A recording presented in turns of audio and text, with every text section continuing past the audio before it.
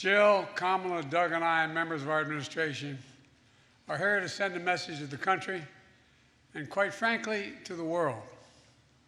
The free press is a pillar, maybe the pillar, of a free society, not the enemy. Thomas Jefferson wrote, "Were it left to me to decide whether we should have a government without newspapers or newspapers without a government, I should not hesitate to prefer the latter." As I told you in the Oval Office, you raised an incredible son. When he was a kid, he was an Eagle Scout, a big brother, a born protector, a U.S. Marine, 3 tours in Iraq and Afghanistan. Austin was a fearless journalist and a future lawyer.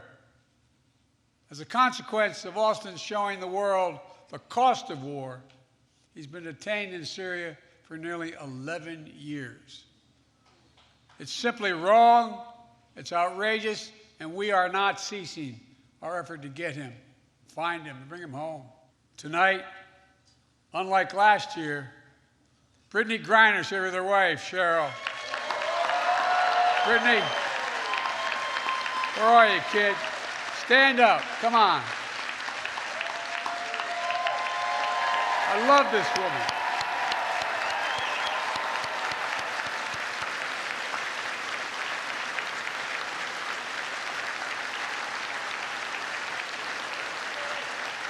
Love you, Brittany. This time last year, we were praying for you, Brittany, hoping you knew how hard all of us were fighting for your release. It's great to have you home. I also recently signed an executive order increasing the consequences for criminal groups and terrorists who engage in the appalling practice of treating human beings as bargaining chips, political pawns. Just 2 days ago, my administration announced the first sanctions under this new authority, punishing individuals in security services in Russia and Iran who have been part of the wrongful detention of Americans. Above all, across government, experts are working day and night to bring our fellow Americans home. This is not your father's press from 20 years ago. No, I'm serious, and you all know it better than I do. But still, it is absolutely consequential and essential. After all, I believe in the First Amendment, not just because my good friend Jimmy Madison wrote it. In a lot of ways, this dinner sums up my first 2 years in office. I'll talk for 10 minutes, take 0 questions, and cheerfully walk away. Yeah, I know, I just announced my re-election campaign. I get that age is a completely reasonable issue. It's on everybody's mind. And everyone, by everyone I mean the New York Times. Headline, Biden's advanced age is a big issue. Trump's, however, is not. Sorry, that was a New York Times pitch spot. I apologize. You might think I don't like Rupert Murdoch. That's simply not true. How could I dislike a guy who makes me look like Harry Styles? You call me old. I call it being seasoned. You say I'm ancient. I say I'm wise. You say I'm over the hill. Don Lemon would say that's a man in his prime. I want everybody to have fun tonight, but please be safe. If you find yourself disoriented or confused, it's either you're drunk or Marjorie Taylor Greene. I love NPR.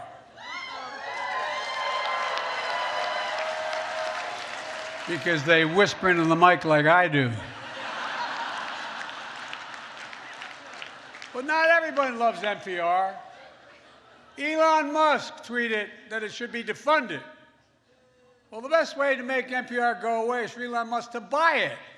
This dinner is one of the 2 great traditions in Washington. The other one is underestimating me and Kamala. But the truth is, we really have a record to be proud of. Vaccinated the nation, transformed the economy, earned historic legislative victories and midterm results, but the job isn't finished. I mean, it is finished for Tucker Carlson. What are you wooing about like that? Like you think that's not reasonable?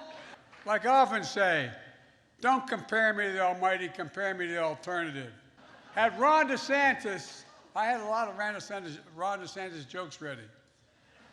But Mickey Mouse beat the hell out of me, got there first. After his re-election as governor, he was asked if he had a mandate. He said, hell no, I'm straight. Look, y'all keep reporting my approval ratings is 42%. But I think you don't know this. Kevin McCarthy called me and asked me, Joe, what the hell's your secret? The Speaker's trying to claim a big win this week. But the last time Republicans voted on something that hapless, it took 15 tries. It's great the cable news networks are here tonight. MSNBC owned by NBC Universal. Fox News owned by Dominion Voting Systems. Your favorite Fox News reporters were able to attend because they were fully vaccinated and boosted. This year, with that $787 million settlement, they're here because they couldn't say no to a free meal. I'd call Fox honest, fair, and truthful, but then I could be sued for defamation. Look, I hope the Fox News team finds this funny. My goal is to make them laugh as hard as CNN did when they read the settlement. But then again, CNN was like, wow, they actually have $787 million? I go where people are, The Daily Show. Roy's a great guy. He once dubbed me the Jay-Z of Delaware. Don't let that look in your face, you did. Tonight he asked me to keep it short. Even offered me $10 if I'd keep it under 10 minutes. That's a switch, a president being offered hush money. Look, I'm going to leave the jokes to the pros, but let me conclude on a genuinely serious note. Roy was born in Birmingham, Alabama. He graduated from a great HBCU, Florida A&M.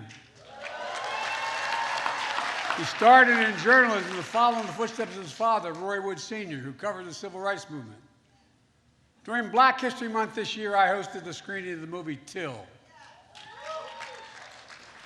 The story of Emmett Till and his mother is a story of a family's promise and loss and a nation's reckoning with hate, violence, and abuse of power. It's a story that was seared into our memory and our conscience, the nation's conscience, when Mrs. Till insisted that an open casket for her murdered and maimed 14-year-old son be the means by which he was transported. She said, let the people see what I've seen. The reason the world saw what she saw was because of another hero in this story, the black press. That's a fact. Jet Magazine, the Chicago Defender, and other black radio and newspapers were unflinching and brave in making sure America saw what she saw. And I mean it.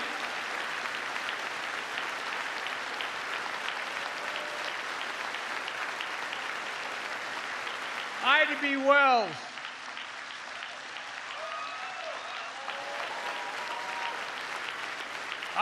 Wells once said, and I quote, "The way to right wrongs is to turn the light of truth upon the wrongs. Turn the light of truth upon the wrongs." That's the sacred view, in my view. That's the sacred charge of a free press, and I mean that. That's what someone we still miss so much, who you honored posthumously tonight, stood for, Gwen Ifill. You know, she was among the very best we talked about at the table. She moderated my first debate for vice president and was a trusted voice for millions of Americans. Truth buried by lies, and lies living on as truth. Lies told for profit and power. Lies of conspiracy and malice, repeated over and over again, designed to generate a cycle of anger, hate, and even violence. A cycle that emboldens history to be buried, books to be banned, children and families to be attacked by the state, and the rule of law and our rights and freedoms to be stripped away. And we're elected representatives of the people, are expelled from state houses for standing for the people. I made clear that we know in our bones, and you know it too, our democracy remains at risk. But I've also made it clear, as I've seen throughout my life, it's within our power, each and every one of us, to preserve our democracy. We can, we must, we will. My grandfather, Ambrose Finnegan, said, if you ever make a toast without liquor, you got to hold it in your left hand. Y'all think I'm kidding, I'm not. I'm probably the only Irishman ever met who's never had a drink in his life. Anyway, I'd like to make a toast, seriously. At this inflection point in history, let us commit that we'll be a nation that will embrace light over darkness, truth over lies, and finally, restore the soul of the nation. Hear, hear.